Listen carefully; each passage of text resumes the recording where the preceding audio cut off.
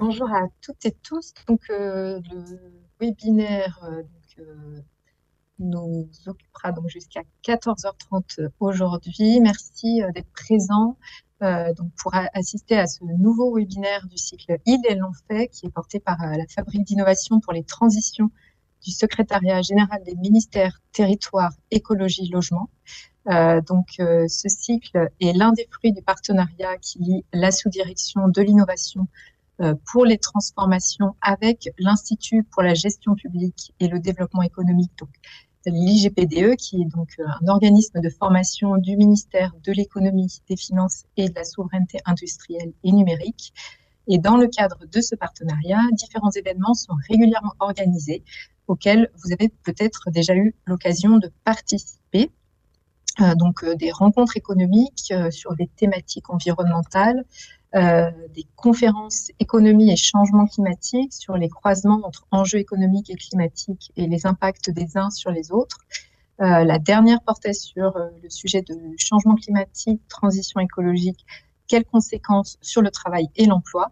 Des formats également 90 minutes pour le lire, qui sont consacrés à des ouvrages qui traitent d'enjeux écologiques. Le dernier donnait la parole à Emmanuel H., auteur de l'ouvrage Métaux, le nouvel or noir. Et puis, donc, le cycle Ils et l'ont fait, qui nous réunit aujourd'hui. C'est un cycle qui a été lancé en 2023, qui se compose de conférences-débats sous forme de webinaires et de visites apprenantes qui permettent de rencontrer des entreprises et des acteurs qui ont redirigé ou développé leur modèle économique vers plus de soutenabilité et réaliser leur transition écologique et sociale. Cette année, pour vous donner des exemples, on a eu l'occasion de rencontrer Bastien Sibyl, cofondateur de la société coopérative d'intérêt collectif Mobicop et cofondateur de l'Alliance des licornes, qui sont les coopératives de la transition. Les participants du cycle ont pu également visiter la Ferme du Rail, qui est un espace d'agriculture urbaine dans le 19e arrondissement de Paris, ou bien Césure, il y a peu, qui est donc un tiers-lieu axé sur la transmission des savoirs et savoir-faire qui se trouve dans le 5e arrondissement de Paris. Pour information, donc les webinaires font l'objet d'enregistrement. Donc vous avez la possibilité d'aller visionner les précédents. C'est le cas aussi aujourd'hui du webinaire qui nous réunit. Vous pouvez retrouver toute la programmation de cette année, de l'année passée, à la fois sur la page de l'IGPDE et sur notre site internet. Aujourd'hui, nous avons le grand plaisir de recevoir Thomas Hurier pour un webinaire qui est consacré à la réindustrialisation textile de proximité et donc à son expérience d'entrepreneur pionnier du Made in France. Bonjour. Bonjour. Merci beaucoup d'être présent. Peut-être en 2 mots pour vous présenter, puis vous pourrez compléter juste après. Vous êtes président de 1083, qui est une marque de vêtements fondée en 2013, à travers laquelle vous avez relocalisé la fabrication du jean en France, qui est donc un jean local, en circuit court et écologique. C'est cette première dimension de votre parcours d'entrepreneur engagé en faveur de la transition écologique que vous allez partager avec nous aujourd'hui. Mais vous reviendrez également sur vos engagements dans le cadre de l'association Origine France Garantie, qui vise à fédérer une communauté d'entrepreneurs engagés pour promouvoir et défendre auprès des consommateurs et des acteurs économiques la production en France, et puis de Refashion, qui est donc un éco-organisme de la filière textile, d'habillement, linge de maison et chaussures. Donc, c'est de l'ensemble de ces activités dont vous allez nous parler aujourd'hui. Et peut-être, avant de vous laisser la parole, je vous précise à tous, pour favoriser au maximum l'interactivité pendant ce webinaire en visio, n'hésitez pas à vous poser toutes vos questions au fur et à mesure dans le chat. On a prévu des séquences de questions-réponses. Il y en aura 2, vous aurez la possibilité je vais les relayer, ces questions, pendant ces séquences et auprès de Thomas Hurier. Mais n'hésitez pas tout au long à poser vos questions au fur et à mesure. Thomas, je vous laisse à présent la parole. Je vous propose de commencer par nous raconter l'histoire de 1083, de son processus de création à aujourd'hui, de nous expliciter vos engagements en tant qu'entrepreneur et peut-être pour cela revenir donc, sur les principaux engagements écologiques de 1083 notamment, le concept de perma-industrie, en particulier appliqué à 1083. Je vous donne la parole. Merci. Merci Agnès, bonjour à toutes et tous. En effet, je suis Thomas Urias, le fondateur de 1083. 1083, c'est une marque que j'ai créée en 2013, pardon, financement participatif. Mais l'entreprise que j'ai créée date de 2007 et la genèse de 1083, avant qu'on lance la production, c'était en 2011. Juste un rapide passage par le chemin qu'on a entrepris de prendre en 2007. En fait, moi, je suis informaticien à la base, donc je n'ai rien à voir avec la mode, ni avec l'entrepreneuriat, ni avec le textile, ni le commerce. J'ai exercé 4 ans comme responsable informatique après un DUT télécom et réseau, donc je suis assez loin de mon point de départ. Pour autant, j'ai toujours eu besoin de sens dans mon boulot. On bosse tous au moins 8 heures par jour pendant au moins 40 ans. Ça fait un paquet de minutes, d'heures, de journées, de semaines et d'années d'une vie consacrée à son travail. Et du coup, moi, assez tôt, j'ai eu besoin d'être vraiment aligné avec ces heures de vie pour m'épanouir dans mon travail. Donc, j'ai quitté l'informatique en 2007. Cette vie dans l'informatique, c'était à Grenoble. Et je me suis installé à Romans, dans la Drôme, donc à 1 heure de Grenoble. Tout simplement parce que c'est la ville de mes grands-parents et je voulais pas qu'on vende leur maison à leur décès. Donc, je m'y suis installé. Euh, à côté, il y avait la maison du cousin de mon grand-père dont on faisait rien. Et en fait, cette maison de famille du cousin de mon grand-père, elle était sur l'avenue Gambetta, qui était l'avenue de la caserne militaire de Romans, mais qui a fermé dans les années 80, je pense. Et fin 90, c'est devenu un centre commercial de déstockage de vêtements classiques, Marc Avenue. Et donc, comme la maison du cousin de mon grand-père, dont on faisait rien, se trouvait être en face d'un grand centre commercial, et que je voulais du sens dans mon boulot, je me suis dit pourquoi pas essayer de vendre des vêtements éthiques pour parasiter un petit peu Marc Avenue en proposant une offre éthique, commerce équitable. Et donc ça, c'est ce que j'ai lancé en 2007. En 2007, donc j'y connaissais rien à la mode, ni à l'entrepreneuriat, ni au commerce. Donc les débuts ont été assez laborieux, mais bon, petit à petit, j'ai compris ce métier-là. Il m'a profondément intéressé quand j'ai compris le sens de la mode. Avant d'ouvrir ce magasin, j'avais un certain mépris pour la mode, tellement je trouvais que c'était une forme de surconsommation et d'apparat dont je ne voyais pas le sens. Et en fait, j'ai réalisé grâce au musée de la chaussure que les premières chaussures qu'on a retrouvées, c'était pas du tout des chaussures pour se protéger, puisque comme les animaux, on était capable avec notre peau, nos poils, de résister au vent, au froid, au chaud et aux cailloux par terre. Et en fait, les premiers vêtements, les premières chaussures qui sont apparues étaient des vêtements et des chaussures d'apparat. Et c'est là où j'ai compris le sens profond de la mode, c'est qu'en fait, le besoin archaïque originel auquel la mode répond est un besoin identitaire et n'est pas un besoin euh, physiologique. Et ça m'a réconcilié avec la mode, parce que du coup, cette logique d'apparat que je comprenais pas, en fait, c'est le sens même. La mode est le premier média de nous-mêmes. Donc, c'est la première image qu'on donne à voir de soi, c'est comment on est habillé. Et quand bien même on n'y fait pas très attention, en vrai, on serait pas très à l'aise dans les costumes d'un autre. Donc, ça montre bien que l'apparat, quand bien même on pense la négliger, elle est vraiment alignée avec son identité personnelle et qu'à ce titre, c'est un négociable et l'humanité sera toujours attachée à son apparence depuis qu'elle est humanité et tant qu'elle sera humanité. Donc ça m'a vraiment réconcilié. Je me suis dit, tiens, en fait, la mode, c'est vraiment un média super intéressant, un média de chacun, puisqu'en fait, quelles que soient nos conditions, finalement, on y accorde de l'importance, on dit des choses à travers la manière dont on s'habille, et si on a des idées à partager, peut-être que ça peut être un super médium pour dire qui l'on est. Donc de 2007 à 2013, j'ai appris ce métier du commerce et de la mode en étant vendeur dans mon magasin. En vendant des vêtements bioéquitables, j'ai appris 2 choses. L'une plutôt heureuse, c'est que en vrai, tout le monde est responsable, même si on est dans un monde qu'on peut considérer comme assez irresponsable vu la marge du monde et les problèmes de dérèglement climatique, de chute de la biodiversité, les problèmes sociaux, géopolitiques, enfin, c'est infernal. Pour autant, je pense pas qu'on soit des êtres irresponsables parce que ce que j'ai vu dans mon magasin, c'est que quand on était au contact des conséquences des choix qu'on fait, on fait tous, il y a des cons partout, mais en gros, on fait tous des choix plutôt vertueux. Euh, Vous consommez peut-être pas tous des fruits et légumes bio, mais si vous avez un jardin, je suis certain que vous n'allez pas mettre des pesticides vous-même sur les tomates que vous allez soit manger vous-même, soit donner à manger à votre famille. Donc en fait, dès qu'on est en situation de responsabilité, on fait des choix vertueux. Pareil, si vous avez acheté un vêtement mais qui est fait au bout du monde, vous ne savez pas dans quelles conditions il est fait, peut-être c'est par des enfants, mais vous n'allez pas le voir. Donc en fait, ça ne va pas vous toucher. Ça ne veut pas dire que vous mettriez vos enfants au travail dans des jeans si vous avez le choix de les mettre à l'école.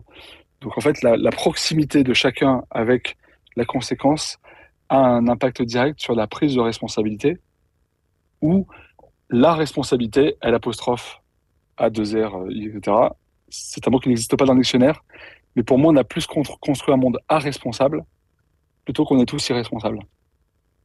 Et donc ça m'a rassuré parce que je me suis dit, en fait, si on fait des choses près des gens, ça les touchera. Donc, ils iront naturellement vers des choix plus vertueux que si les conséquences sont lointaines. Le truc que j'ai appris aussi avec ce magasin, qui existe toujours, hein, c'est notre siège social, à 50 mètres d'ici. Euh, le truc que j'ai appris, c'est que ces belles valeurs, ces belles idées, assez universelles finalement, rassemblées dans des vêtements un peu folkloriques, un peu marginal, un peu babacool, un peu trop visiblement écolo, et ben en fait, c'est loin de chacun. Encore une fois, cette notion de distance, de proximité, elle est clé. Et c'est grâce à ça que je me suis intéressé au jean, c'est que j'étais un peu frustré que toutes ces valeurs, tout le monde était à peu près d'accord, mais qu'en réalité, si c'était dans des vêtements dont les gens ne se sentaient pas proches, et ben, aussi éthique soit le vêtement, ils ne l'achèteraient pas. Donc c'est là où je me suis intéressé au jean, parce que le jean, c'est un médium ultra populaire, universel. À la fois, c'est un produit qui est très mondialisé, très concurrentiel, très polluant, mais c'est aussi un produit qui est très près de chacun. Qu'on soit jeune ou âgé, on porte des jeans. En effet, Didier, l'apparat oui, sauf les vacances naturistes. Mais c'est une forme d'apparat aussi, plus dénudé, en effet, mais qui n'est pas à la portée émotionnelle de tout le monde. J'en veux pour preuve la cérémonie des JO avec Philippe Catherine, qui était nu mais en bleu, et ça n'a pas plu à tout le monde. Donc, encore une fois, cette question d'apparence, elle est très intime et on aurait du mal à assumer l'apparence d'autres personnes. Ça montre bien que quelle qu'elle soit, même nue, c'est important. Euh, et l'avantage des jeans, c'est que c'est un produit qui est proche du style de quasiment tout le monde.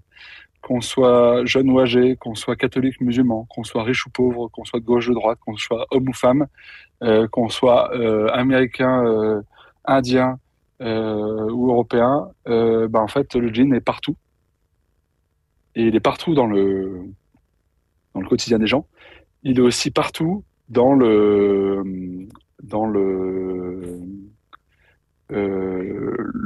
l'histoire des gens. Euh, alors, pardon, je viens de voir que le message de Didier était privé, donc personne n'a rien compris peut-être. Mais pour vous dénuder, Didier m'a dit que ça comptait en effet l'apparat, sauf pour des vacances naturistes. C'est pour ça que j'ai parlé des naturistes. Et désolé Didier pour le dévoilement. Euh, donc en fait, le jean, ce qui est intéressant, c'est que c'est proche du quotidien de chacun. Et c'est aussi proche de l'histoire de chacun. Parce que pour les Américains, c'est un produit américain avec la conquête de l'Ouest. Pour les Français, c'est français parce que le de Nîmes devrait son nom à la ville de Nîmes. Pour les Italiens, c'est italien parce que le mot jean devrait son nom à la ville de Gênes. Pour les Anglais, c'est anglais parce que c'est eux qui ont euh, anglicisé ces noms de villes françaises et italiennes. Pour les Indiens, c'est indien parce que l'indigo, le colorant bleu du jean, doit son nom à l'Inde, Inde indigo. Pour les Allemands, c'est allemand parce qu'ils ont inventé l'indigo de synthèse à la fin du 19e. Pour le Maghreb, l'Asie, c'est eux, le jean, parce que c'est eux qui le fabriquent très majoritairement dans le monde. Donc en fait, ça a fait un produit très proche de chacun. Et comme la notion de proximité a, il me semble, un impact direct sur la prise de responsabilité de chacun d'entre nous. Je me suis dit que ça en faisait un support beaucoup plus intéressant et populaire que le bonnet péruvien pour mettre ces mêmes idées de respect des gens, de respect de l'environnement. Et c'est là où j'ai commencé à mûrir le projet 1083 avec l'idée de faire des jeans populaires, respectueux de l'environnement, donc issus du recyclage ou avec des fibres recyclées, en circuit court pour qu'ils soient bon marché et made in France. Et le circuit court a un peu été la clé de ma compréhension parce que j'étais comme tout le monde enfermé dans des croyances que tout le monde a. La première d'entre elles, quand on veut faire du local, c'est le made in France, c'est cher. Ce qui est complètement faux. On associe un niveau de gamme à un pays, ce qui n'a pas de sens. Vous allez à un supermarché, vous allez au gruyère, au fromage râpé, et vous verrez plein de fromages râpés, entrée de gamme, moyenne de gamme, haut de gamme, à des prix très abordables ou d'autres un peu plus haut de gamme. Tous sont fabriqués en France. Et pourtant, c'est un produit industriel. Agro-industriel, mais industriel. À l'inverse, vous prenez l'industrie des téléphones, eh bien, le point commun entre un Wiko à 100 balles et un iPhone à 1000 balles, c'est que ils sont fabriqués dans le même pays, la Chine. Et donc, une fois de plus, c'est pas le pays qui a fait le niveau de prix différent d'un produit. Et donc, en fait, on s'auto-convainc que le Made in France, c'est cher, alors qu'en fait, pour ce qui concerne la mode, on a fait le choix stratégique de s'orienter plutôt vers le luxe, et on a abandonné l'ambition de faire des produits compétitifs. Alors, ça ne veut pas dire faire de la fast fashion, mais entre la fast fashion et le luxe, il y a des millions de vêtements qui sont consommés en France, notamment les vêtements de marque, dont le Made in France s'est éloigné, mais sans fondement économique. Euh, et je l'ai compris en m'intéressant du coup au jean et en essayant de chercher la différence entre un jean Levi's et un jean H&M, ou un jean de marque et un jean de fast fashion, où on voit sur l'étiquette de prix des prix très différents. Le jean de fast fashion, il est entre 20 et 40 euros. Et sur l'étiquette de prix du jean de marque, il est entre 100 et 150 euros. Donc il y a vraiment un rapport de 1 à 4 ou 1 à 5 entre les deux. Et ça, c'est quand on regarde l'étiquette de prix. Et quand on regarde l'étiquette de composition, aux surprises, ces jeans qu'on pensait si différents sont faits dans les mêmes matières premières, coton, polyester, dans les mêmes pays. Bangladesh, Vietnam, Turquie, Pakistan, principalement. Et donc, ça veut dire qu'à coût du travail égal et à condition de fabrication égale, il y en a un qui est 3 ou 4 fois plus cher que l'autre. Donc, ça montre bien qu'en fait, l'élément discriminant, c'est pas le prix de revient, c'est pas le prix de production, c'est le modèle de distribution. Et là, j'ai réalisé que pendant les 30 Glorieuses, la France avait un modèle de distribution qui était tout autre de celui d'aujourd'hui, puisque les fabricants étaient aussi des marques, c'était la même structure, c'était la même entreprise. Donc très concrètement, Romans, on est la ville de la chaussure, de luxe. On l'est un peu moins évidemment, mais on aime bien se dire qu'on est encore un peu. Eh bien, on avait les chaussures Jourdan qui étaient fabriquées dans l'usine Jourdan, les chaussures Kélian qui étaient fabriquées dans l'usine Kélian, les chaussures Clergerie qui étaient fabriquées dans l'usine Clergerie. Et donc, en fait, le fabricant et la marque, c'était la même structure, qui vendait à des commerçants, qui vendait à des consommateurs. Donc, il n'y avait que 3 acteurs finalement dans la filière. À partir de la fin des 30 Glorieuses, en fait, ce cycle-là de 30 ans correspondu au départ à la retraite ou à la transfert de génération de ces sociétés-là, et parfois à des cessions d'entreprises, à des ventes. Et en fait, cette vente a changé la manière dont la boîte était gérée, parce que les fondateurs, eux, ils n'ont pas investi beaucoup d'argent. Ils ont investi beaucoup de travail, ils ont pris des risques, mais la richesse finale de l'entreprise, ils l'ont pas payée, ils l'ont construit. Alors que les repreneurs de ces sociétés-là, ils l'ont payé. Ils ont acheté ces boîtes-là des millions de francs. Et du coup, comme ils ont investi beaucoup d'argent, ils ont dû amortir cet investissement et donc faire des choix de gestion compatibles avec l'amortissement de la valeur de la société qui venait de racheter. Et ça a produit le fait de chercher peut-être un peu plus de rentabilité à court terme et donc d'aller chercher des points de marge dès que possible et où que possible. Et donc c'est là où on a commencé à sortir la prod et glisser de pays en pays toujours moins cher la fabrication. Donc les délocalisations ont commencé par les pays voisins, puis un peu plus loin, un peu plus loin, un peu plus loin. Et là, aujourd'hui, les pays les moins chers qui fabriquent, c'est l'Asie, Bangladesh. Mais il y a des petites percées des enseignes de fast fashion vers l'Afrique aussi, notamment le Kenya, parce que c'est moins cher. Et en fait, ça alourdit la filière, ça a complexifié la filière, puisque du coup, d'une filière à trois acteurs, fabricants, marques, consommateurs, non, pardon, fabricants, marques, consommateurs et fabricants, marques, distributeurs, consommateurs, excusez-moi, on est passé à une filière composée de quatre membres, les fabricants sous-traités, la marque intermédiaire, et c'est là où ça s'est alourdi, puis le détaillant, puis le consommateur. Et donc, avec ces circuits un peu plus lourds, eh ben, les vêtements étaient un peu plus chers, donc on a rajouté de la marge, puisqu'il y avait un nouvel intermédiaire. Jusqu'à ce que les marques de distributeurs arrivent, et là, ces quatre acteurs sont redevenus trois, sauf que la marque a basculé du côté de la distribution. Et donc, vous avez aujourd'hui les fast fashion et les enseignes de marque qui fabriquent dans les mêmes usines. Lorsque la filière est avec une marque, il y a un intermédiaire au milieu qui rajoute de la dimension émotionnelle au produit pour nourrir l'estime de soi du consommateur, ce qui est un peu rageant parce que quelque part, si on se dit que le jean H&M et le jean Levi's c'est à peu près les mêmes, on comprend pas que Levi's le vende si cher. Sauf que comme on s'habille pour des raisons émotionnelles avant de s'habiller pour des raisons physiologiques, et bien du coup, c'est logique que les marques aient besoin de remplir leur jean de valeur ajoutée émotionnelle pour que ça nous fasse du bien. Et donc, le jean Levi's, il y a plus d'intermédiaires parce qu'il y a Levi's qui rajoute du marketing avant de vendre aux commerçants qui vont aux consommateurs. Alors que le jean H&M, il vend dans ses magasins, point. Donc en fait, il y a moins d'intermédiaires de distribution. Ils ont besoin de moins de mètres de marketing parce qu'ils se contentent de copier ce qui est à la mode et ils le font très bien. Et ils le vendent moins cher, donc eux, ils vendent un prix. Et quand j'ai compris ça, je me suis dit, mais qu'est-ce qui m'empêche en fait d'essayer de vendre au prix de Levi's, au prix des jeans de marque, mais avec le modèle de distribution de la vente directe, puisque j'ai mon magasin et puisqu'on peut vendre sur Internet. Et donc en faisant ça, j'ai dit, je vais faire comme H&M, je vais diviser mon prix de vente cible par 3. Donc moi, c'était 100, 120, 150 euros. Divisé par 3, ça fait entre 35 et 45, 50 euros de budget que j'ai à consacrer à la fabrication française.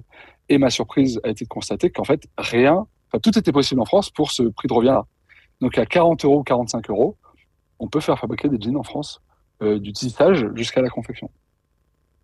Et là, j'ai réalisé à quel point, en fait, c'était des croyances qui nous avaient empêchés d'avoir de l'ambition sur ce marché-là, et pas du tout des raisons rationnelles, factuelles, puisqu'en fait, 1083, ce n'est rien d'autre que un produit de grande consommation avec le business model du circuit court, qui est celui de la fast fashion, de la grande distrib et de la meuble du coin, positionné sur un marché médian, pas haut de gamme, c'est pas le luxe, mais pas bas de gamme non plus. Et en fait, ce marché-là, il représente des millions de jeans en France. Chaque année, on achète 67 millions de jeans, un par an et par personne. Et en fait, bêtement, je dirais, au fil des années 90 et 2000, on a perdu l'ambition de répondre à une partie de ce segment de marché. Et si on considère que 20% des jeans vendus en France sont des jeans de marque, ça fait 13 millions de jeans vendus chaque année en France, qu'on a la possibilité depuis tout le temps d'attaquer face aux importations. Et en fait, on l'a jamais fait parce qu'on l'a jamais identifié. On s'est toujours répété les uns les autres que le Made in France était cher, donc c'était foutu. Alors qu'encore une fois, il n'y a aucune raison bloquante pour faire du Made in France sur des segments de marché adaptés. Évidemment, le segment de marché du jean à 30 euros, c'est pas possible en France. Mais l'idée, c'est pas de tout faire, c'est déjà de faire ce qu'on peut. Et dans ce qu'on peut, il y a déjà des millions de jeans à faire et des dizaines de milliers d'emplois qu'on aurait pu sauvegarder ou qu'on peut créer là si on cible les bons marchés. Ça, c'est un premier sujet, c'est prendre conscience à quel point, à force de se répéter des conneries, on finit par les croire. Et il y a peut-être un sujet sur le coût du travail, c'est pas ma question, mais entre des améliorations en quelques points de pourcentage du coût du travail et des améliorations en centaines de pourcents de prix de vente rien que par le modèle de distribution, je me suis dit, il y a quand même un décalage entre l'attention du débat public qui est exclusivement sur le coût du travail et on fait aucune pédagogie sur la performance qu'on peut offrir à ces produits made in France avec des modèles de distribution adaptés. Et donc ça m'a fait un déclic et c'est comme ça que je me suis dit, on va essayer de faire des jeans made in France, vendus en circuit court. Je les ai lancés en financement participatif en 2013, donc c'était pas trop la mode, mais c'était naissant. Et j'avais l'ambition d'en vendre 100 parce que c'était à l'échelle de mon petit magasin de Romans-sur-Isère. Et en fait, on en a vendu 1000. Et donc, on est passé de 2 et 200 000 euros de chiffre d'affaires avec mon frère, qui est mon associé, à 100 dans l'entreprise, 8 millions d'euros de chiffre d'affaires. Et on fait 50 000 jeans, ce qui est extraordinaire de notre point de vue, parce que c'est très dur de reconstruire une filière. Et fois 500 en 10 ans, c'est beaucoup au niveau industriel. Pour autant, à l'échelle du marché français, on n'est rien du tout. On achète tous ensemble 67 millions de jeans. Nous, on est les leaders du jean made in France avec 50 000 jeans. Donc, on ne représente même pas 0,07% du marché français. Donc, on est tout petit. Alors qu'on est sur un modèle économique finalement très mainstream, puisqu'on ne fait que ce que font tous ceux qui font de la vente directe ou des circuits courts. Donc ça, c'est un peu les fondements écologiques économiques, pardon, sur lesquels sont posés l'aventure 1083, posée l'aventure 1083. Et puis, il y a un autre fondement qui est très important pour nous, c'est la notion de proximité. En fait, ce monde irresponsable dont je parlais tout à l'heure, il fait rager. Mais en réalité, quand on réalise que tous les uns les autres, quand on est au contact des conséquences des choix qu'on fait, on fait des meilleurs choix. Et là, on a compris à quel point la proximité était notre avenir. Alors, proximité, ça veut dire produire pas loin, en kilomètres, d'où la distance des 1083 km maximum qu'on s'engage à garder pour tous nos tissus et tous nos jeans et tous nos vêtements. Distance aussi en nombre intermédiaire. Les circuits courts, c'est ce qui fait notre compétitivité. Distance aussi dans le temps. Ça aussi, c'est un facteur d'engagement. Quand les conséquences sont immédiates, c'est pas pareil que quand les conséquences sont lointaines. Le réchauffement climatique, ça fait 40 ans que les scientifiques disent la même chose. Ils disent rien de plus, c'est un peu plus précis. Mais le fond du sujet est exactement identique à ce qu'ils disaient il y a 40 ans. Sauf qu'il y a 40 ans, c'était loin de nos yeux, donc c'était loin de nos cœurs, et loin de notre cerveau. Et donc on refusait de prêter attention à ces données qui étaient pour autant fondées, c'est des scientifiques. Et ça, c'est pareil pour tout. Il y en a peut-être parmi vous qui fument. Pas de bol, le cancer, c'est dans 30 ans. Donc en fait, c'est tard. Si c'était dans 30 jours le cancer, ceux qui fument fumeraient moins, parce que du coup, ce serait immédiat, la conséquence délétère. Pareil pour les pesticides, pour tous ces sujets long terme. Donc en fait, l'enjeu, c'est de raccourcir aussi la conséquence heureuse des choix qu'on fait pour récompenser le plus rapidement possible le consommateur dans son acte d'achat. Et la quatrième des proximités, qui me semble être la plus importante aujourd'hui, en tout cas celle qui me fait le plus peur, c'est que le monde est tellement compliqué, va tellement vite, qu'en fait, c'est loin des gens, c'est loin de tous les cerveaux, en fait. C'est très dur à comprendre tout ce qui se passe.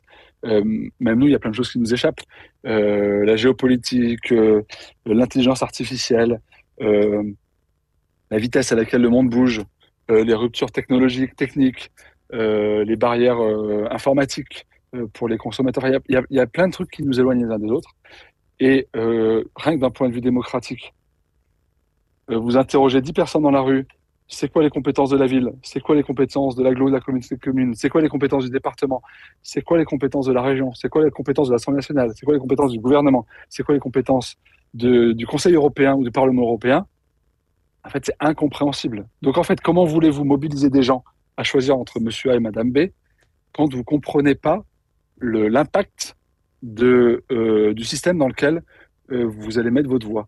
C'est désengageant tout ça. Et donc, en fait, moi, j'ai compris que la distance, par la complexité, par les kilomètres, par les nombres d'intermédiaires ou par la durée des systèmes que l'on produit, suscite soit du désengagement si c'est loin, et c'est ce qu'on vit aujourd'hui, soit de l'engagement si c'est proche.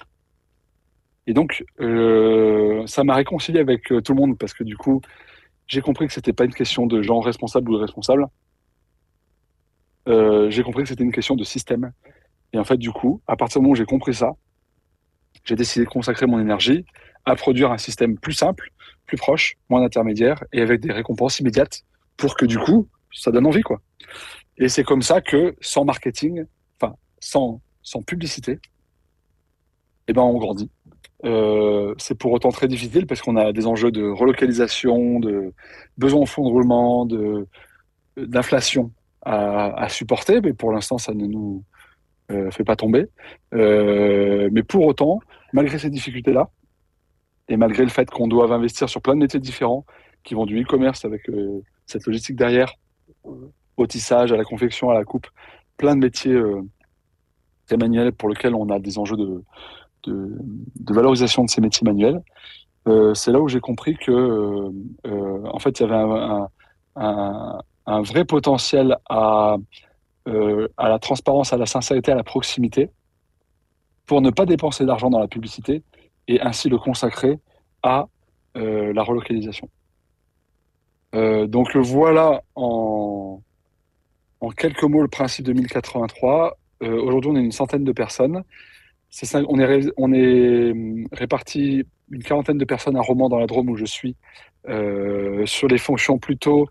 euh, on a un magasin, on a la direction, les fonctions administratives financières, le marketing, la gestion de production, la gestion de nos quelques revendeurs, la logistique, la coupe. Là, je suis sur la table de coupe. Je me suis mis ici pour que vous voyez les stocks, mais là, c'est une table de coupe qu'on voit juste à côté.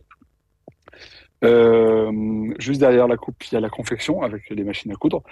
Et puis la partie studio photo. Donc ça, c'est ce qu'on fait une quarantaine de personnes à Romans. Et puis ensuite, on a une quarantaine de personnes dans les Vosges, à Rue-sur-Moselle, au sud de Remiremont, où là, on fait plutôt la partie tissage et confection. Donc c'est très industriel, c'est beaucoup de la production. Donc c'est à peu près la moitié de nos effectifs. Et on est très fiers que pour une marque de mode, on ait la moitié de nos effectifs en production. Et ensuite, on a une vingtaine de personnes dans nos 5 magasins à Lyon, Grenoble, Romans, Paris et Nantes. Ce qu'on vit depuis 10 ans, c'est qu'on a plus de potentiel de vente que de capacité de production. Donc on a beaucoup travaillé les capacités de production. Et là, on a un peu trébuché l'an dernier à cause des fermetures de sous-traitants qui ont réduit nos capacités de production, ce qui nous a mis en galère économique. Mais là, on est en train de remonter la pente, notamment en termes de trésorerie. Et on va reprendre le fil du développement commercial avec l'ouverture de nouveaux magasins, certainement en 2025. Voilà en gros le principe de 1083. Tous nos produits sont bio ou recyclés. On travaille beaucoup l'économie circulaire. On a fait notamment un projet qui s'appelle Mon Coton, qui vise à produire du coton nous-mêmes en France en mélangeant du coton recyclé issu de nos chutes de coupe et des vieux jeans de nos clients et du coton cultivé en France, dans le Gers et dans la Drôme. On a fait des jeans consignés qu'on récupère en fin de vie pour en faire les mêmes jeans neufs. On a identifié l'impact carbone de nos jeans, qui est très vertueux. Un jean lambda, c'est 32 kg équivalent carbone. Un jean 1083 de base, depuis 10 ans, c'est 16 kg équivalent carbone. Comme on a l'objectif de faire diviser par 2 les émissions de gaz à effet de serre d'ici 2030, finalement, nous, on est déjà aux objectifs de l'européenne de diviser par 2 en 2030 depuis 2013. Donc on voit que c'est à notre portée, en fait. Il suffit de s'organiser pour. Alors il y a des filières où c'est plus simple que d'autres, j'imagine. Mais nous, en 10 ans, on a tout relocalisé. On a donc produit ces jeans avec 2 fois moins d'impact carbone. Et on a même notre jean 100% local, qui fait que 6 kg de carbone. Donc en fait, on a moins 80% d'impact carbone en moins par rapport à un jean conventionnel. Pareil pour l'eau. Un jean lambda, c'est 3000 litres d'eau. Un jean 1083, c'est 500.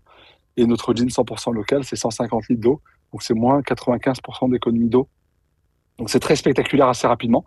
Parce que quand on fait localement, en fait, on innove et on affine et on optimise des choses auxquelles on ne prête pas attention quand c'est fait loin, parce qu'en fait, on ne voit pas, c'est trop loin de nous. Et donc, il y a toute cette démarche-là qui est extrêmement vertueuse pour nous. Sur les 8 millions d'euros de chiffre d'affaires, on fait à peu près 60% des ventes sur Internet, 40% dans nos magasins et chez nos 130 revendeurs. Euh, voilà en gros la carte d'identité en une demi-heure de 1083. Euh, Si vous avez des questions, posez-les. Si vous n'en avez pas, pendant ce temps, je vais vous parler d'autre chose. Euh, donc ce travail-là, donc, allez-y pour vos questions si vous en avez. En attendant, je vais vous parler de Perma Industrie un court instant.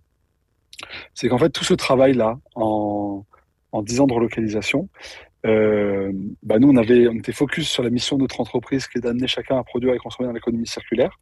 Donc tous les projets de R&D, tout ce qu'on a fait, tous les profits qu'on a fait, on les a réinvestis dans l'entreprise.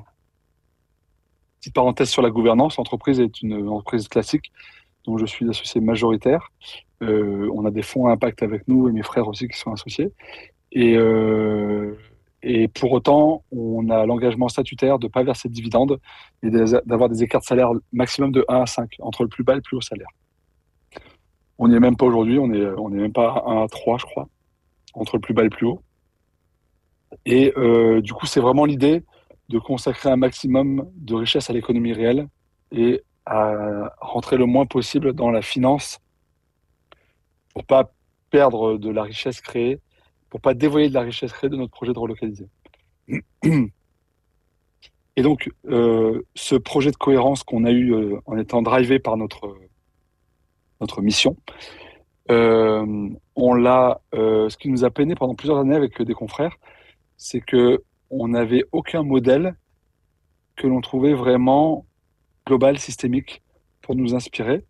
Et on se sentait un peu orphelin d'un mot commun qu'on aurait tous pour définir notre vision de l'entrepreneuriat, de l'entreprise, du monde auquel on voulait contribuer. Alors, on voulait du plus local, on veut du plus respectueux de l'environnement, on veut du plus respectueux des gens, mais il n'y a pas vraiment de nom pour définir tout ça. Avant, il y avait le communisme pour les défenseurs du commun, le socialisme pour les défenseurs du social, puis le capitalisme pour les défenseurs du capital. Et là, il n'y a pas de isme pour demain. Alors, on parle en creux, altermondialisme, anticapitalisme, mais ça ne dit toujours pas vraiment ce que on doit faire ensemble. Donc, il y a d'autres mots qui sont apparus un peu flous, comme la transition, et on ne sait pas où on va, comme l'impact. Et l'impact, c'est un mot qui est plutôt vertueux, parce que tous les jours à la télé, on entend Vive les entreprises à impact. Mais tous les jours à la télé aussi, on entend Carglass qui dit attention, les impacts, ça fait mal à vos pare-brises. Donc en fait, on est comme immature et orphelin d'un projet de société défini, clair, qui viendrait tous nous fédérer. Et en attendant que ce mot arrive, et que ce concept arrive, que ce isme des humains arrive, nous, on a eu besoin avec des confrères de définir ce qu'on faisait nous pour essayer d'avoir un cadre commun et un cap commun. Et on a commencé par considérer le monde comme une économie, comme tout le monde, en se disant, on est dans le monde économique, donc voilà, on va voir comment on peut améliorer l'économie. Et en fait, on s'est dit non, mais en fait, on n'est pas dans une économie parce que si on se met dans une montgolfière et qu'on regarde le monde, on voit pas des 0 et des 1 qui se promènent dans la nature. On voit pas une économie de chiffres. On voit, on voit pas pardon, une administration de chiffres. On voit des flux d'animaux, d'êtres humains, de véhicules. Ah, petit problème de réseau. Ça refonctionne. C'est moi qui avais un problème de réseau, Agnès, ou Non, pas? ça fonctionne. C'est bon. Non, ok, c'est bon. Parfait. Euh, donc on avait on pensait que notre monde était économique comme tout le monde. Et en fait, quand on a vu ces flux sur Terre, on s'est dit non, mais en fait, cette logique de flux, et ben en fait, c'est comme nos usines. Et si on se met au plafond de nos usines, on voit des flux d'objets, de prod, d'êtres humains. Et en fait, on s'est dit en fait, le monde, c'est beaucoup plus une industrie qu'une économie, mais une industrie au sens noble, c'est-à-dire l'industrie, c'est créer et produire ensemble. L'artisanat, c'est super, c'est tout faire de A à Z et c'est tout savoir faire. L'industrie, c'est ça, mais en équipe, créer et produire ensemble. Et à partir du moment où on a trouvé que le mot juste pour définir le monde, c'était industriel et pas économique, selon nous, on a cherché quelle était l'industrie la plus vertueuse qu'on ait autour de nous. Et on n'a rien trouvé de très fameux dans les industries humaines parce qu'il y a toujours un trou dans la raquette. C'est-à-dire, il y a toujours des externalités négatives qui viennent faire en sorte que c'est pas vraiment durable. Et finalement, l'industrie la plus durable qu'on ait trouvée, c'est la nature, si on considère que son produit à elle, c'est la vie. Parce qu'en effet, l'industrie de la nature, sous la terre, sur terre, dans les airs ou dans la mer, quels que soient les éléments, les conditions, très chaud, très froid, statique ou dynamique, et ben en fait, elle produit son produit la vie, adapté au terrain. Et on s'est dit, bah tiens, si on se disait que la nature était notre modèle industriel, alors qu'est-ce qu'on apprendrait de ça? Et on a identifié 6 grands principes de la nature qui sont créer et produire intarissablement, se limiter, l'économie circulaire, partir du terrain, s'interconnecter et se diversifier. Et en fait, on en a fait la boussole un peu de chacun de nos choix quotidiens pour progresser sur ces 6 piliers-là. Et en fait, depuis qu'on fait ça, et ben en fait, on élimine au fur et à mesure que le temps passe des externalités négatives de notre entreprise. Et en fait, c'est tout le sens de la perma-industrie et du simple fait, quel que soit son nom, d'avoir un cadre commun, une ambition partagée, c'est que maintenant qu'elle est définie, eh ben c'est beaucoup plus simple pour nous de l'appliquer, de la partager, puisqu'elle est clairement établie au sein de notre entreprise.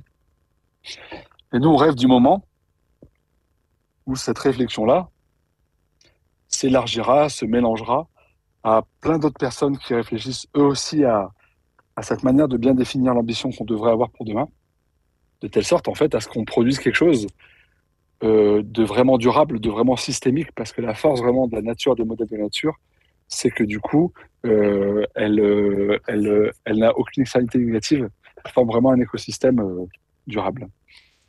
Alors, question d'Aurélie, avez-vous réussi à emporter d'autres réflexions, d'autres entreprises environnantes dans ces réflexions? Absolument. Déjà, cette réflexion sur la perma-entreprise, elle est très connectée à d'autres réflexions perma, comme la perma-entreprise avec Norcis et donc toutes leurs fondations et leurs livres sur la perma-entreprise.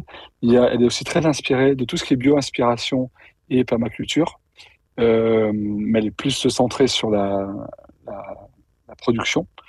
Et en fait, on a coécrit un bouquin à 4 avec 3 autres industriels, Eric Boel des Tissages de Charlieu, Audrey Pratt, qui est ingénieur et thésard dans l'économie circulaire, et Jean-Marc Bouillon, qui est industriel dans l'agroalimentaire.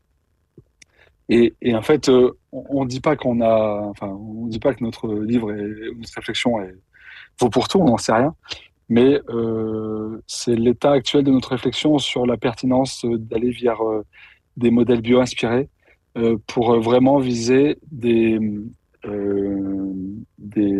modes de production et des modes de pensée qui soient vraiment durables. Et on n'a pas trouvé meilleur modèle que la nature, donc on essaie de se l'appliquer.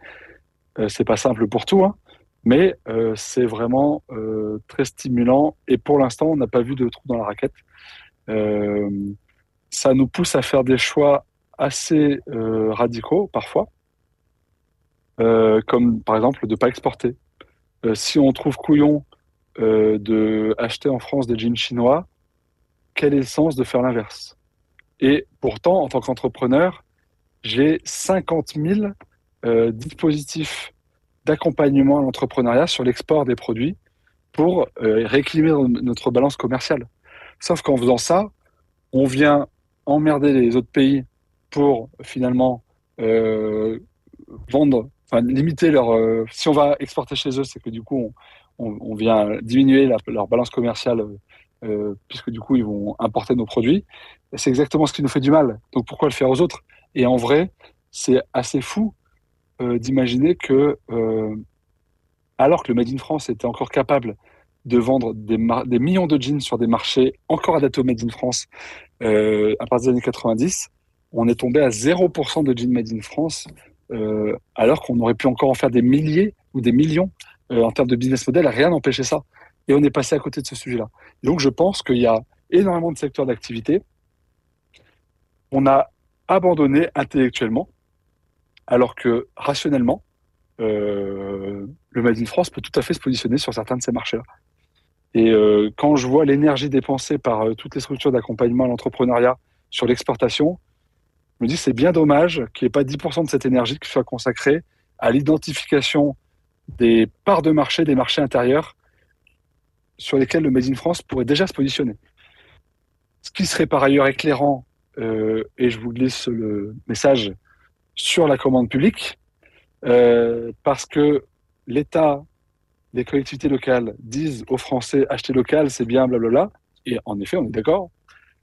Sauf que les consommateurs français achètent plus local, ils achètent plus français que les collectivités françaises. Et c'est là où ça tourne pas rond. C'est que du coup, si l'État est moins exemplaire que ses administrés et les collectivités locales, c'est quand même assez gênant. Et on peut pas dire que c'est l'Europe, parce qu'en fait, les autres pays européens s'en sortent mieux que nous, ils ont les mêmes règles que nous. Donc, à toujours dire que c'est à cause de l'Europe qu'on fait pas de commandes publiques suffisamment en France, c'est comme si on disait, on perd toujours au foot contre les Allemands, contre les Argentins, non, les Espagnols. C'est les Espagnols qui nous font du mal en ce moment. Euh, c'est à cause des règles. Non, mais les Espagnols, ils ont les mêmes règles que nous, c'est juste qu'ils sont meilleurs. Et donc, il y a comme ça quelques réflexes de nos dirigeants politiques ou parfois économiques qui m'agacent un peu. Ça vaut pour le Made in France qui est cher, ce qui est faux. Ça vaut pour la commande publique, on ne peut pas le faire plus à cause de l'Europe, alors que les Allemands, dans la même Europe, ils font beaucoup plus. Tout ça, c'est des facilités intellectuelles qui nous font, ou des croyances. Et en fait, c'est des facilités qui deviennent des croyances. Et en fait, ces croyances, à la fin, on finit par y croire et elles sont terribles parce qu'elles nous enlèvent beaucoup de clairvoyance sur tout ce qu'on peut en fait faire et qu'on ne croyait plus possible. Donc voilà en gros le fondement sur lequel on a branché 1083 avec cette logique de perma-industrie. Si vous n'avez pas de questions, je vais continuer sur un autre sujet. Peut-être on peut passer à la deuxième séquence qui vient cette fois sur le sujet de l'association Origine France Garantie dont vous êtes administrateur et de l'éco-organisme Refashion. Voilà, peut-être pour ce deuxième temps, je vous propose de partager ce qui vous a conduit peut-être à un engagement au-delà de 1083, dont vous avez déjà un petit peu parlé avec la perma-industrie, mais peut-être en revenant sur vos expériences à travers ces deux organismes. Et puis peut-être voilà, commencer par nous présenter leurs principes fondateurs, ce qu'ils défendent et quelles actions concrètes ils portent pour ces deux organismes. Alors, quand on entreprend et qu'on porte comme ça des sujets qui sont assez rapidement collectifs, on se rend vite compte que l'union fait la force. C'est la maxime des Belges, mais que nous, on a francisé en disant l'union fait la France. Qui n'a rien de nationaliste, hein, c'est simplement l'idée, c'est pas contre les autres pays, c'est juste c'est pas contre les autres, c'est pour nous-mêmes. Et c'est pour la proximité. Ce qu'on s'aperçoit vite, c'est que on attend beaucoup de l'État. Pourquoi? Parce que ou des collectivités locales, la ville, etc., ou le pays.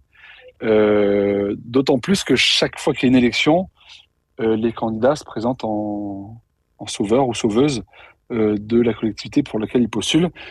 Je le dis d'autant plus aisément que je suis moi-même élu local d'opposition à Romans et que on est attendu comme des messies et en fait c'est tout à fait faux puisque pour être élu, il faut réunir 50% des gens et du coup pour réunir 50% des gens, il faut porter des causes qui soient déjà populaires et donc on peut pas être en avance de phase quand on est en démocratie parce que si on est en avance de phase, on n'est pas élu. Donc ça veut dire que ça sert à rien d'attendre que la politique trace le chemin. C'est pas qu'ils veulent pas, c'est qu'ils peuvent pas. Parce que ceux qui sont en avance de phase, encore une fois, si on imaginait que la démocratie c'était un train, et ben les candidats disent que ce sont les pilotes, mais en vrai, le pilote il est 3 dans sa cabine ou 1 ou 2, donc en fait il fait dire personne. Ça se joue au wagon-bar l'élection. Et donc du coup, ben, un sujet n'est portable politiquement que quand il devient, quand l'opinion publique est prête. Donc notre enjeu, c'est pas d'attendre que les politiques fassent des choses. Si on attend, ils vont attendre aussi. Ils peuvent pas si on le fait pas avec eux. Et donc notre enjeu, c'est d'accélérer la prise de conscience de l'opinion publique pour que le plus rapidement possible, les politiques puissent s'en emparer. Et donc ça veut dire qu'il faut jouer collectif sur plein de sujets. Alors il y a des sujets très opérationnels, très concrets, et d'autres plus long terme. Les opérationnels, par exemple, des exemples sur lesquels on se mobilise, c'est par exemple le recrutement. L'État consacre beaucoup d'argent à la formation professionnelle et il sort exactement le nombre de candidats qu'il faut pour les besoins de la réindustrialisation, 150 000 par an. Sauf qu'en fait, la moitié des élèves formés, finalement, ne vont pas travailler dans les filières pour lesquelles ils ont été formés. Et donc, il y a un décalage entre la volonté de faire ces métiers et le besoin qu'on a. Et c'est assez terrible parce que du coup, on le voit dans les écoles, mais on le voit aussi dans les restaurants qui peinent à recruter, le bâtiment où ils peinent à recruter aussi, et nos métiers textiles aussi. Et ce qui est bizarre, c'est que en même temps que ces entreprises-là peinent à recruter, ces mêmes métiers sont très reconnus comme loisirs. On peine à recruter des couturières, mais c'est super cool de fabriquer son propre vêtement. Les restaurateurs peinent à recruter des cuisiniers, mais faire la cuisine chez soi et inviter des amis, c'est cool, c'est respecté. On peine à recruter dans le bâtiment, mais retaper sa maison, c'est respecté aussi. Et c'est même très considéré. Donc d'un côté, un savoir-faire est considéré et respecté, de l'autre, en tant qu'emploi, il est sous-coté. Et donc ça, c'est pas rationnel en fait, c'est émotionnel. Et donc on se bat pour casser certaines erreurs culturelles qu'on nourrit par notre action publique et par nos actions individuelles. Par exemple, au niveau individuel, on se mobilise en ce moment sur une action de communication qui s'appelle Je ne suis pas opérateur, je suis un nom de métier. Parce que quand vous avez à l'usine plein de savoir-faire différents qui s'appellent tous opérateurs, le message que vous renvoyez à vos équipes, c'est qu'en fait, votre savoir-faire vaut rien, parce qu'en fait, on le nomme même, on prend même pas la peine de le nommer différemment de celui du voisin. Donc ça, c'est assez terrible. Donc nous, on œuvre pour remplacer ces noms de métiers génériques par des noms de métiers spécifiques. Dans les autres choses qui font mal au savoir-faire manuel, nous avons un ministère de l'enseignement supérieur qui qualifie de supérieur les formations intellectuelles. C'est pas très cool pour les métiers pas intellectuels, manuels. Ceux-là sont donc en miroir perçus comme inférieurs. Eh ben, nous, on espère qu'un jour, ce ministère, il s'appellera le ministère de l'enseignement, des études ou je sais pas quoi, mais pas supérieur, parce que c'est terrible pour les métiers manuels. Et ça fait du mal à tout le monde, parce qu'en fait, les entreprises, elles recrutent, mais elles n'arrivent pas à fidéliser. Pas parce que les savoir-faire ne sont pas respectables, mais juste parce que nous-mêmes, on ne les respecte pas collectivement, en les dégradant par la manière dont on nomme les métiers ou par la manière dont on vante les formations intellectuelles qui sont très bien, mais qui ne suffisent pas à rendre capable une usine de fabriquer des produits. On a besoin des mains et de la tête à l'usine. Dans les bureaux, c'est peut-être un peu différent, on a besoin que de la tête, mais à l'usine, on a besoin des deux. Et donc, si on ne montre pas du respect, de la considération pour les deux, bah à la fin, on n'arrive pas à recruter. Ou alors on recrute, mais les gens restent pas. Donc on s'épuise à former et on s'épuise dans la tête, on s'épuise économiquement. Et donc bah, on perd en compétitivité collective. Donc ça, c'est un exemple de truc qu'on fait de manière... c'est des sujets qu'on prend en main, qu'on porte nous. Après, il y a des sujets qu'on porte collectivement dans la filière textile. Donc ça, c'est le cas par exemple de Refashion, qui est l'éco-organisme textile, qui est donc la structure qui collecte l'éco-contribution de toutes les enseignes, toutes les marques qui vendent des vêtements en France. C'est quelques centimes par vêtement à chaque fois que vous en achetez un, qui sont collectés par cet éco-organisme, qui permettent de financer la collecte, le recyclage du Made in France. De la collecte recyclage des vieux vêtements pour, et ça c'est mon rôle au sein de Refashion, essayer, puisqu'on devient un pays producteur de matières premières, eh bien on en profite pour devenir des transformateurs de matières premières et peut-être demain à alimenter plus et mieux nos filières locales textiles existantes. Mais au sein du conseil d'administration de Refashion, on est le seul petit poussé. Les autres, ce sont des grosses enseignes de distribution textile classique qui, eux, sont moins en avance de phase. Mais c'est normal, nous, on est nés comme ça, donc c'était plus facile pour nous. Eux, ils ont un gros bateau à faire transiter vers un impact plus responsable. Et eux, en fait, la révolution de l'économie circulaire, elle est plus lourde pour eux que pour nous, parce que nous, on est parti là-dessus direct. Donc, eux, ils protègent un peu leurs arrières pour organiser leur virage. Et donc, cette diversité d'acteurs est très intéressante, parce qu'elle permet vraiment de faire filière ensemble et d'accélérer la transition inéluctable vers des filières plus responsables, plus qualitatives, moins quantitatives, et se désintoxifier collectivement de la surconsommation. Donc, il y a toute une campagne, notamment pour réduire la consommation. Certaines passent laborieusement, d'autres passent pas du tout. Je pense à une campagne de l'ADEME où ils disaient de déconsommer. Moi, j'ai adoré, mais j'étais le seul. Et j'ai adoré pourquoi? Parce qu'en fait, le textile, on est un peu désalcoolique de la surconsommation en tant que consommateur. C'est-à-dire que vous êtes dans un magasin de vêtements, vous avez le choix entre un t-shirt à 40 euros ou 10 t-shirts à 4 euros. 90% des gens vont choisir les 10 t-shirts à 4 euros. Vous allez dans la même personne, vous la mettez dans un supermarché ou un magasin de vin. Vous avez le choix entre une bouteille à 20 euros ou 20 bouteilles à 1 euro. 90% des gens, à part les alcooliques, vont trouver plus de plaisir à choisir la bouteille à 20 euros. Et en fait, ça veut dire quoi? Ça veut juste dire qu'on est tous capables de faire des choix qualitatifs quand on y trouve du sens. Et que c'est très facile de tomber drogué, dépendant du plaisir, de la récompense immédiate de la surconsommation. Et donc, pour ça, on unit nos forces pour essayer de valoriser le sens, le plaisir de l'achat responsable. C'est pour ça que le tourisme industriel est si important pour nous, parce que du coup, ça permet, comme dans un vignoble, de rencontrer des fabricants et de trouver du sens, du goût, une saveur supplémentaire, une connaissance supplémentaire, une connexion supplémentaire même aux produits qu'on consomme. Et donc, ça nous rend un peu plus amoureux des produits qu'on vient acheter. Ça augmente la valeur perçue. Ce tourisme industriel aussi nous engage à faire mieux, parce que si vous venez chez 1083 pour voir le Made in France et que vous trouvez des étagères lambda importées, pour info, elles sont fabriquées à 50 km de chez nous, ou une poubelle Ikea, vous allez vous dire, c'est sympa chez 1083, mais la poubelle Ikea, en fait, elle va être le média dissonant entre notre discours et ce que les gens vont percevoir. Et c'est là où le Made in France est intéressant, c'est que quand vous achetez une poubelle juste pour sa fonction utilitaire, bah oui, peut-être que le Made in moins est moins cher.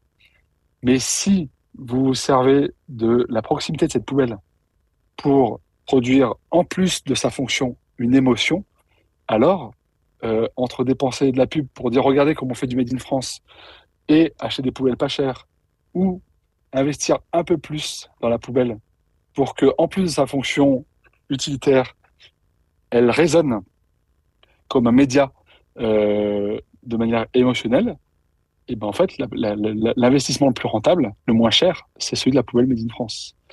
Et donc, tout ça, ben pareil, soit on le dit seul dans son coin, et voilà, soit on le fait à plusieurs en musclant la crédibilité et la notoriété de la marque France. Donc nous, on a milité cet été, pendant qu'on n'avait pas de gouvernement, on a milité pour que il y ait un gouvernement du Made in France, du savoir-faire français, un ministère du Made in France du savoir-faire français. On trouverait ça pas pour viser le 100% Made in France partout, c'est illusoire, c'est même pas souhaitable, mais simplement pour qu'émotionnellement, on réalise à quel point on pouvait plus et mieux faire sur nos enjeux de recrutement, de commande publique, de consommation, de qualité, pour accélérer le remplacement du plaisir de consommer beaucoup par le plaisir de consommer mieux. La mode, c'est le plaisir d'être à la base. C'est pas le plaisir d'avoir, ça l'est devenu. Mais c'est une question d'identité, c'est pas une question de possession. Et ça l'est devenu. Donc là, il faut qu'on retrouve la raison, mais on ira vers la raison que par émotion, que par passion. Donc c'est à nous de rendre nos filières, nos produits, nos emplois aussi désirables que l'on trouve désirable n'importe quel artisan quand on va rendre visite à sa production ou n'importe quel vigneron quand on va voir ce qu'il fait. Donc en fait, on a tous en chacun d'entre nous, tant d'un point de vue professionnel que d'un point de vue personnel, euh, un cerveau et un cœur. Et en fait, parler aux deux, c'est vachement plus rentable. Et c'est vachement plus engageant. La proximité, la transparence, que n'importe quelle carte de fidélité. Nous, on fait très très peu de pubs. Et pour autant, on grandit euh, bridé par le temps de la relocalisation qui est assez long. Donc débridé au fur et à mesure, on est convaincu de prendre des parts de marché sur la consommation quantitative en la remplaçant par la consommation qualitative. Et donc pour accélérer cette logique de consommation qualitative, en fait il faut des outils émotionnels pour ça, de réassurance. Et quand en 2013 on a commencé à voir qu'il y avait une petite résonance plus importante que prévu dans nos campagnes de financement participatif, assez rapidement, on a cherché à certifier nos jeans Origine France Garantie. D'une part, pour montrer à nos clients que ce qu'on faisait, c'était la vérité. Et d'autre part, pour augmenter la notoriété de ce label, qui était déjà le plus fort du Made in France, euh, puisque plus on sera des marques différentes et sincères à porter ce label, et bien plus il sera connu des Français. Donc là, aujourd'hui, c'est un label des bus Iveco, des plaques d'égout de je ne sais plus quel fabricant français, de chaussures. Il y a énormément de climatiseurs. Enfin, il y a énormément de choses qui sont certifiées Origine France Garantie. Et comme pour eFashion, on s'est engagé au sein de cette structure-là comme administrateur pour pousser nos idées et accélérer, rapprocher nos idées du wagon-bar dont je parlais tout à l'heure pour qu'elles puissent être prises en main par nos décideurs politiques. Parce que si on ne fait pas ce travail-là, ils seront dans l'incapacité de le faire. Quand même ils veulent le faire, ils pourront pas parce qu'en fait c'est pas porteur et ils pourront pas être élus avec ça. Donc si c'est pour qu'ils soient pas élus, en fait, ça sert à rien pour eux. Donc à nous tous et toutes de rendre nos sujets, nos enjeux suffisamment populaires pour que le plus rapidement possible ils puissent être portés par nos élus.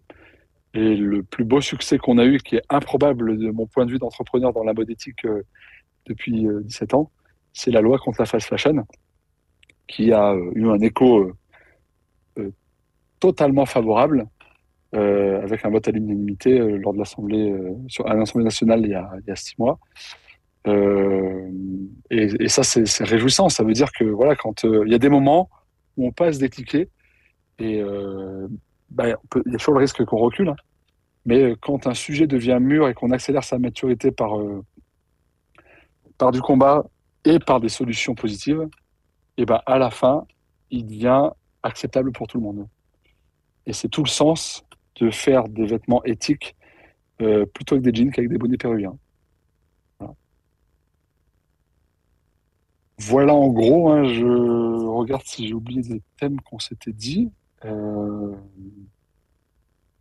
dans les, dans les propositions dont je n'ai pas parlé tout à l'heure, il y avait la commande publique, on en a parlé. Euh, Converger vers une certification unique Origine France Garantie, puisqu'il y a plusieurs labels. Le ministère de l'Enseignement supérieur. Non, voilà, j'ai un peu fait le tour, je crois, de tout ce que j'avais noté d'aborder ensemble. Je regarde du coup s'il y a des questions, il y a une remarque, enfin, ou en tout cas un partage d'un livre, Éloge du carburateur, d'un auteur américain qui montre la richesse créative de certains métiers réputés non intellectuels. Donc voilà, ça c'était plutôt un partage plutôt qu'une question. Mais peut-être pour comment dire étayer en fait vos propos. Vous avez déjà donné beaucoup de détails, mais peut-être par rapport à cette question de réindustrialisation textile, de reconstruction d'une filière. Est-ce que vous avez rencontré des freins ou au contraire des leviers qui vous ont vraiment aidé à dépasser et à arriver là où vous en êtes aujourd'hui, à porter ces sujets? La réindustrialisation dans le textile, alors déjà, le textile a de la chance, c'est que ça touche tout le monde et qu'on était un très grand pays textile avant. Et du coup, alors qu'on pèse pas grand-chose dans l'industrie française, euh, euh, le textile est très bien considéré très bien connu comme industrie, parce qu'en fait, ça l'apporte à tout le monde, c'est proche de tout le monde. Donc, on a une survisibilité par rapport à notre poids industriel en France. C'est une chance, en même temps, c'est une responsabilité, parce que du coup, il faut qu'on aille au-delà de nous-mêmes et il faut qu'on s'en serve pour revaloriser toute l'industrie. C'était le sens de notre travail sur la perma-industrie avec d'autres secteurs d'activité notamment. Après, ce qui n'est pas évident dans l'industrie, c'est que c'est du temps long. Former du personnel, trouver le matériel, remaîtriser des savoir-faire, ça se compte en dizaines d'années. Euh, Développer une culture industrielle sur les territoires, ça c'est tout con, mais vous créez un atelier de jeans. Vous êtes à Romans, cité du cuir. Et ben en fait, à Romans, c'est plus cool de faire des sacs Vuitton que de faire des jeans 1083. Donc vous peinez à recruter, à fédérer des gens, à fidéliser des gens. La même usine, tout pareil, dans les Vosges, département textile par excellence, qui continue d'être un peu textile, qui est un peu frustré parce qu'ils sont beaucoup moins nombreux qu'avant, mais qui, du point de vue de tous les autres départements de France, c'est le département textile peut-être le plus riche d'emplois dans le textile. Donc nous, de notre point de vue, notre mois, avant d'arriver dans les Vosges, on était émerveillés par l'état de leur industrie, qui eux-mêmes les désespéraient de leur point de vue tellement ils avaient perdu.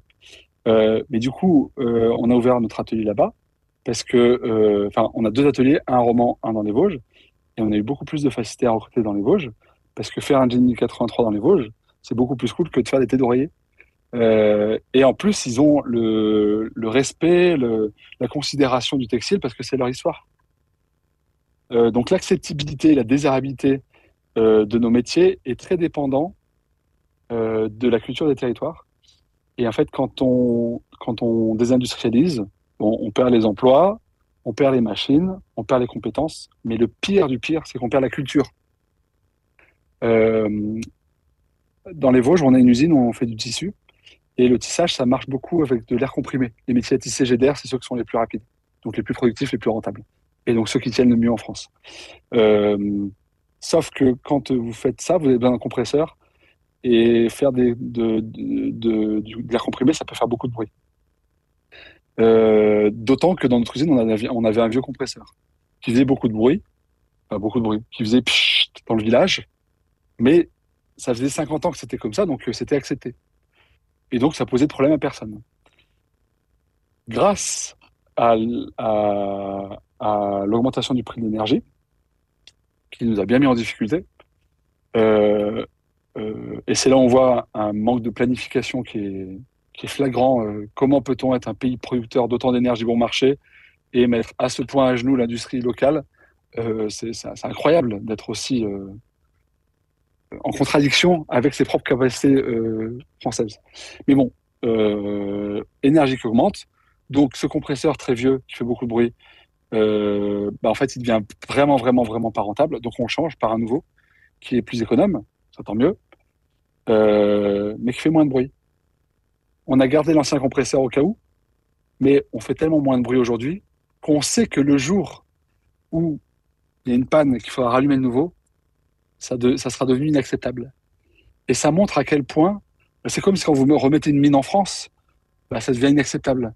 Et en fait, cette inacceptabilité, elle est assez terrible parce que du coup, elle nous conditionne à éloigner certains sites de production de nos villes, de nos campagnes, de nos maisons, et donc à accélérer les responsabilités de nos modèles de production. Alors que si on a des niveaux d'acceptabilité plus importants sur certains territoires, eux, ils vont prendre l'activité et ils vont accepter les désagréments éventuels, Mais ces désagréments locaux seront anecdotiques au regard de ce que provoque comme désagrément des productions délocalisées ou lointaines. Et donc l'influence culturelle est ultra majeure et c'est ce qui va nous coûter le plus cher dans les délocalisations. Euh, je vois une question de Fakri sur le chat sur la désirabilité du Made in France. Il est targué d'être de mauvaise qualité. Après des témoignages que j'ai reçus d'industriels, comment expliquez-vous cela? Et c'est un phénomène percevable dans vos ventes. Alors déjà, la qualité, c'est le chemin d'une vie. Et quand on reprend à zéro, on réapprend. Donc on est moins capable de qualité que quand on garde et qu'on maîtrise un savoir-faire. Donc le premier facteur de baisse de la qualité, c'est les délocalisations, qui sont liées à notre incapacité à privilégier, considérer la production locale. Donc à tous les consommateurs privés ou publics, si la qualité baisse, c'est à cause de la production qui baisse. Premier point. Deuxième point, la qualité, c'est une question d'image aussi, c'est une question de perception. Et dans la mode, c'est anecdotique, la qualité. Pourquoi? Un jean en polyester de la fast fashion sera toujours plus résistant qu'un jean de super qualité en coton. Parce que le polyester, c'est plus qualitatif. Mais en vrai, la qualité d'un vêtement, à part quelques problèmes de fil ou que n'importe quelle marque acceptera de changer, je pense, la qualité d'un vêtement, c'est pas sa qualité matérielle qui compte. Parce que vous toutes et tous, on a tous dans nos armoires des vêtements qu'on ne porte pas. Et comme on ne les porte pas, eh ben, ils sont en super état. Et la plupart des vêtements jetés sont des vêtements qui sont en bon état. Donc l'état des vêtements n'est pas le facteur d'usage ou de non-usage d'un vêtement. Ce qui fait qu'on va choisir de porter un vêtement, c'est qu'on se sent bien dedans. Et je suis sûr que vous avez tous et toutes des vêtements que vous aimez, que vous avez du mal à acheter, que vous portez un peu encore et qui ne sont pas en super état. Donc ce qui compte, c'est pas la durabilité matérielle dans la mode, c'est la durabilité émotionnelle. C'est-à-dire la volonté, enfin le fait d'aimer un produit.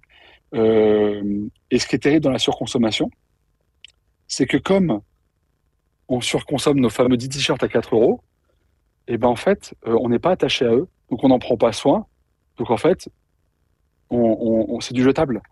Alors qu'un produit de qualité, et on sait tous choisir la qualité. Encore une fois, je prenais l'exemple dans le vin tout à l'heure, mais vous avez tous des passions pour une belle plante, de la belle vaisselle, une belle voiture, un bel instrument de musique, un beau voyage.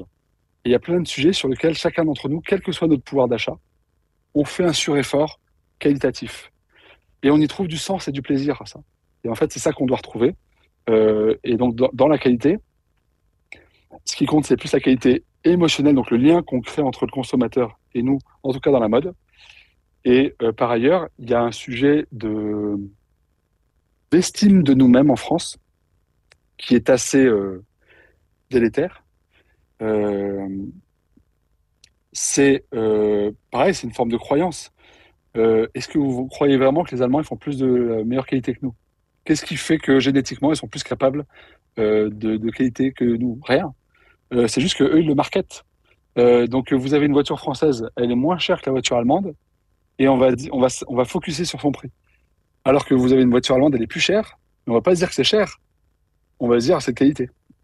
Donc il y a toute une croyance aussi qu'on alimente tous en dégradant non pas ce qu'on fait, mais ce qu'on serait capable de faire. Et ça, en fait, c'est un peu notre cancer à nous. On dégrade d'avance la valeur perçue de ce qu'on s'est fait parce qu'on prend pas le soin de le mettre en avant. Et, et si on revendiquait la qualité, et ben en fait, c'est un peu comme les bonnes résolutions à Noël ou au jour de l'an. C'est qu'à partir du moment où on commence à en parler, et ben en fait, ça nous engage.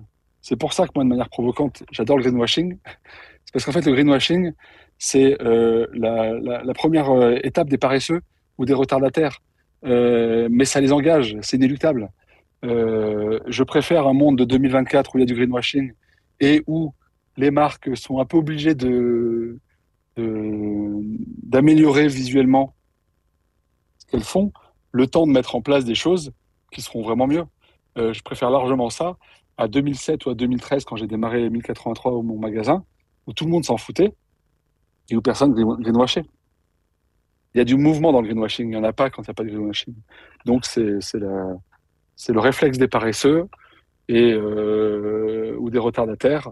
C'est pas grave. Venez les paresseux, venez les retardataires, rattrapez-nous et prenez le chemin que vous voulez tant que vous bougez, quoi. Donc voilà sur la qualité. Super, merci beaucoup. Je ne vois pas d'autres questions. Donc, si vous avez des questions, c'est maintenant, puisque effectivement, il est 14h20. Donc, c'est bientôt la fin. Et si vous n'avez pas de questions, ah voilà, une question qui apparaît.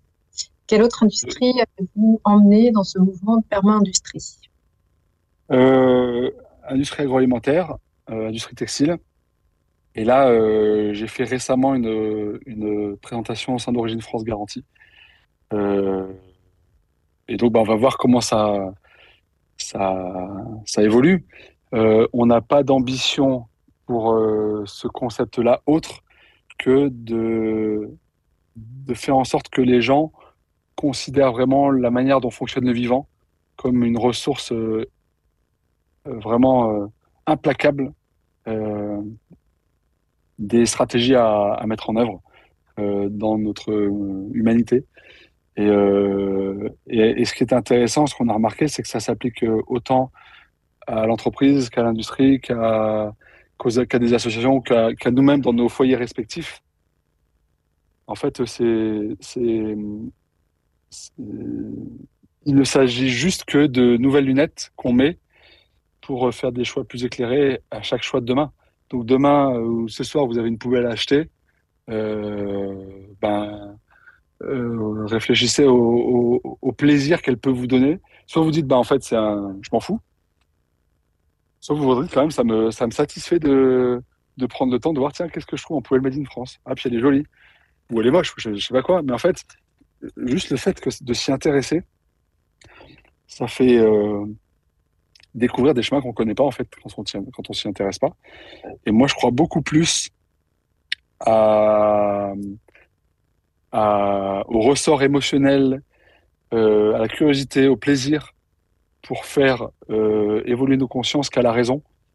Parce que ben, si fumer tue, écrit en gros avec une photo dégueulasse, suffisait à faire arrêter les gens de fumer, bah, ça se saurait. C'est pas le cas. Par contre, la proximité de la mort, ça fait un peu plus réagir. Et donc, du coup, je crois beaucoup, moi, en la proximité. En tout cas, depuis qu'on a créé 1083, j'ai pas trouvé de facteur plus engageant de ça pour faire évoluer. Euh, et, et donc ça, c'est assez cool. Sur la question de Mesurol, comment embarquer l'agroalimentaire dans une telle démarche?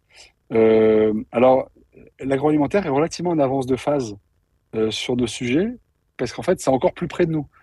Dans l'ordre des choses, l'alimentation, on la met dans nous, donc on est un peu vigilant. En numéro 2, il y a la cosmétique. En numéro 3, il y a les vêtements. Donc, plus c'est dans nous, plus on est précautionneux, on va dire, avec soi-même ou avec ses proches. Donc, dans l'agroalimentaire, il y a déjà énormément de choses qui sont en avance de phase, notamment la permaculture. Et quand on voit l'offre de production locale, même si elle s'est dégradée, elle est très importante par rapport aux 0% de jeans fabriqués en France ou par rapport à la, les 3% de vêtements consommés en France. Alors c'est vrai, je vous lis, là, la malbouffe, elle a beaucoup progressé, mais parce que c'est un peu comme, euh, c'est c'est- c'est- c'est une très bonne comparaison avec la fast fashion. La fast fashion, son, son astuce pour nous satisfaire, nous récompenser, c'est la promotion, la nouveauté. L'astuce de la malbouffe, c'est le sucre. Vous mettez du sucre partout, tout est meilleur. Alors, vous mettez du sucre sur des bonbons, ben, ok, on comprend. Vous mettez du sucre dans un yaourt, c'est meilleur. Vous mettez du sucre sur de la viande, c'est meilleur. Même si c'est a priori salé. Et donc, bah, c'est ça qui est terrible. Et, et on est très fragiles tous de ça. Donc, voilà, le combat est compliqué, mais il y a un moment donné où la malbouffe va faire tellement de mal qu'elle sera régulée. Pour qu'elle soit régulée, il faut que ça devienne euh, portable par nos dirigeants politiques. Pour que ce soit portable par nos dirigeants politiques, il faut que ça devienne euh, populaire ou ringard que ça ne le soit pas. Et en fait, ça bascule assez vite quand ça bascule. Vous voyez, la fast fashion, un an avant, j'aurais jamais imaginé qu'il y aurait un vote à l'unanimité à l'Assemblée nationale pour la contraindre. La voiture électrique, avant Tesla, c'était un truc d'écolo ringos, quoi. Et c'est passé avec Tesla avant, c'était la Rolex à 50 ans qu'il fallait avoir pour réussir sa vie. Si maintenant, tu es chef d'entreprise ou tu as réussi dans ta vie professionnelle, tu n'as pas ta Tesla. Donc, en fait, c'est assez intéressant de voir, comme il s'agit de ça, beaucoup de croyances, c'est assez intéressant de voir qu'en fait, quand ça bascule vite. Et moi, mon sujet, c'est juste d'essayer de rapprocher les bascules et de faire ce que je peux pour, et ce qu'on peut pour. Et des fois, ça va mettre un an, des fois, on n'y arrivera jamais. Mais le chemin qui amène à ces peut-être bascules, il est vraiment cool parce qu'en fait, on rencontre tellement de gens intéressants, motivés, porteurs de solutions, que quand bien même on n'y arrive pas, on aura passé du bon temps. Il y a une nouvelle question, peut-être la dernière du coup, parce qu'il nous reste quelques minutes, euh, sur, qui vous demande si vous n'avez pas des regrets de renoncer à exporter. Alors, il y a deux mots intéressants dans cette question. Il y a regret et il y a renoncer. Choisir, c'est renoncer. Mais après, il faut savoir ce qu'on veut. C'est-à-dire qu'on ne peut pas raconter à ses clients vivre l'économie locale, vivre la proximité et s'amuser à envoyer ses jeans au Japon ou en Chine. Ça n'a aucun sens. Et ça dégrade la, la, euh, la, la crédibilité de notre démarche. Le deuxième point, c'est que quand on dit qu'on le trouve débile parce que c'est débile, euh, si on dit que c'est débile d'acheter en France des jeans chinois, alors dans l'autre sens, c'est pas moins débile. Enfin, soyons clairs.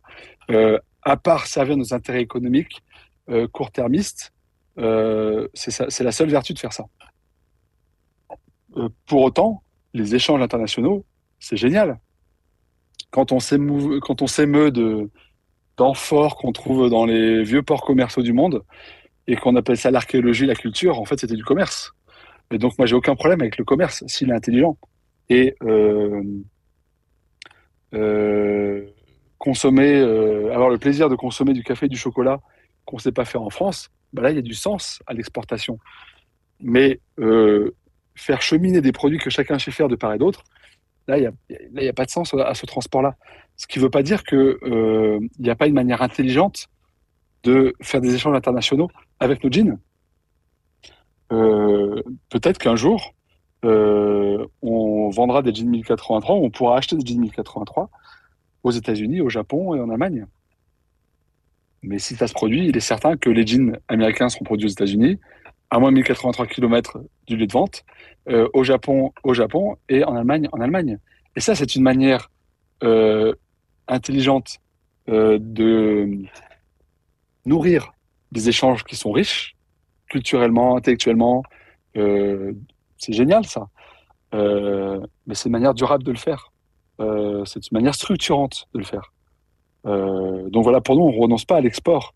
Ce qu'on veut exporter, c'est nos projets, nos idées, notre concept. Ça a beaucoup plus de sens que d'exporter nos produits. Et finalement, si on en venait à exporter nos produits, c'est là où le renoncement serait. Super. Merci beaucoup. On est parfaitement dans les temps. Euh, Merci vraiment pour votre intervention très riche. Et merci à tous donc, pour votre présence aujourd'hui. Peut-être quelques informations avant de se quitter. Donc, à la suite de ce webinaire, vous allez recevoir un questionnaire d'évaluation.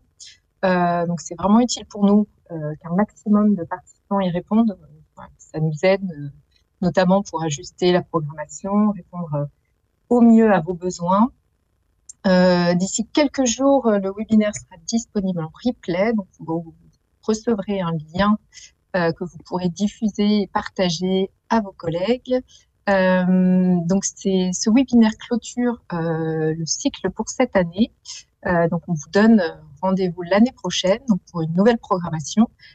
N'hésitez pas d'ici là surtout à visionner toute la programmation passée et à diffuser si vous le souhaitez. Merci beaucoup, Thomas. Merci à vous. Merci de permettre ces interactions au cœur du système. Merci Avec beaucoup. plaisir. Très bonne journée. Bon après-midi à tous et toutes. Merci.